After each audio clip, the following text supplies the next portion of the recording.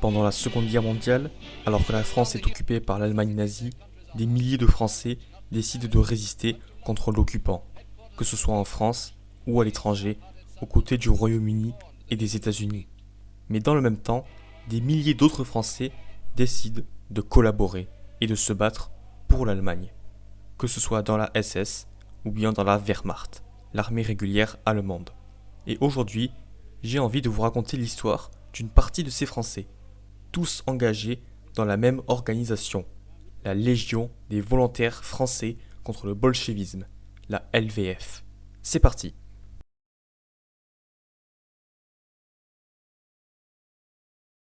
Le 22 juin 1940, la France, vaincue, signe avec l'Allemagne un armistice, mettant fin à ce qu'on appelle la bataille de France. Le pays se voit amputé des territoires, à une partie de ce dernier occupée par l'ennemi et à une armée limitée à 100 000 hommes. Le 10 juillet 1940, les députés de l'Assemblée nationale votent pour donner les pleins pouvoirs au chef du gouvernement, le maréchal Philippe Pétain. Ce dernier met en place un régime autoritaire et collaborationniste avec l'Allemagne. La population est soulagée que les combats soient terminés. Une partie collabore activement avec l'occupant. Une autre, en revanche, tente de résister, soit à l'intérieur, soit en rejoignant le général de Gaulle à Londres. Mais la majorité de la population ne prend parti pour personne et attend de voir quel tournant les événements va prendre. L'Allemagne nazie, de son côté, continue à se battre contre l'Angleterre, que ce soit en la bombardant ou en la combattant en Afrique du Nord. Mais à partir de 1941, Adolf Hitler, le dirigeant de l'Allemagne, prépare son invasion de l'URSS pour s'emparer de ce qu'il appelle le Lebensraum, l'espace vital à l'économie allemande.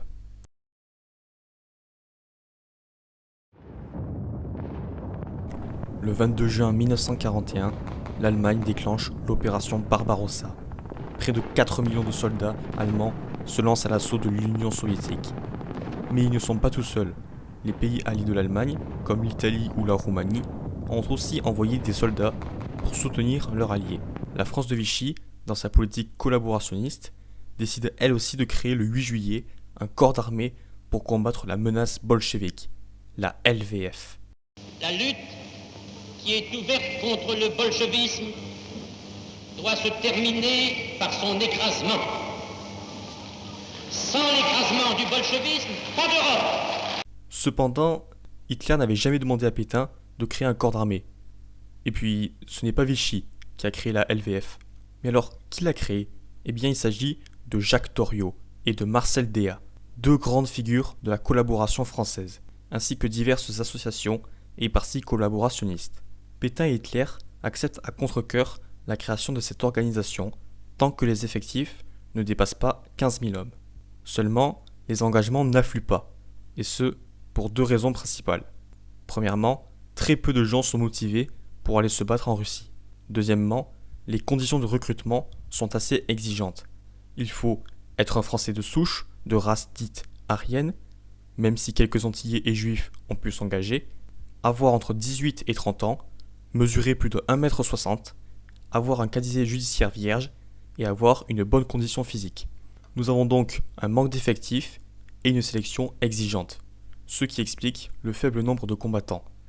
Sur les 13 400 volontaires qui se sont présentés entre 1941 et 1944, seuls 6 000 ont été enrôlés. Le reste a été réformé.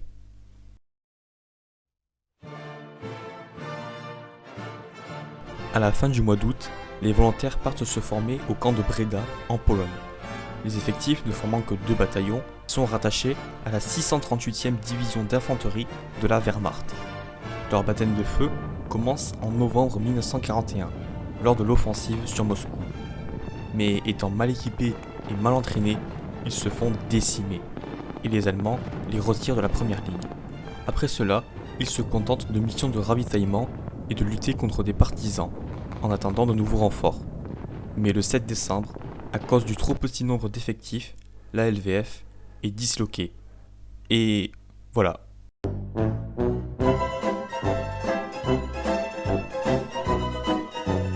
Restez, ce n'est pas fini.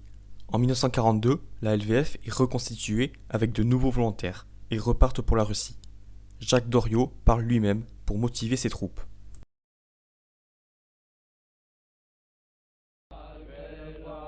Arrêtons-nous un peu sur les volontaires. Qu'est-ce qui les motive à se battre? Eh bien, plusieurs choses. La soif d'aventure, le désir de faire revivre la France après la défaite, et la propagande anticommuniste, qui présente la lutte contre le bolchevisme comme une croisade. Un prêtre accompagnait même les volontaires et faisait des messes, dans lesquelles on rendait hommage à Hitler. Idéologiquement, les volontaires ont des opinions assez divergentes. Certains sont convaincus par la propagande allemande et pensent que la France doit suivre son modèle. D'autres, en revanche, ne sont pas convaincus par la propagande. Certains sont complètement désillusionnés une fois arrivés en Russie. Quelques-uns finissent même par rejoindre les partisans soviétiques, car ne souhaitant pas se battre pour Hitler. Socialement, la plupart des volontaires sont issus de familles bourgeoises. Ils sont fils d'hommes politiques ou d'écrivains. Par exemple, Frédéric Pompidou, l'oncle du futur président Georges Pompidou, a combattu dans la Légion.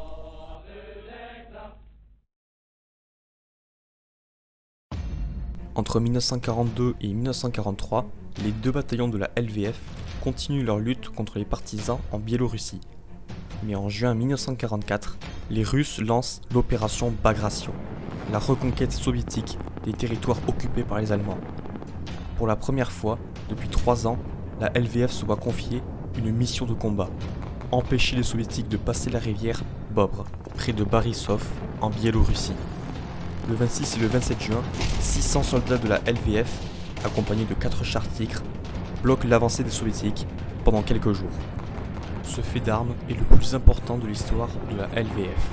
Cependant, tout comme l'armée allemande, épuisée et manquant de ressources, la LVF ne peut contenir la frappe de force soviétique et recule de partout.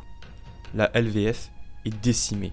Heinrich Himmler, le chef de la SS, décide en novembre 1944 de dissoudre l'organisation. Les 1200 rescapés sont rattachés à la branche française de la SS, la division Charlemagne. Et tous ceux qui refusent sont déportés dans des camps. Mais ça, c'est une autre histoire.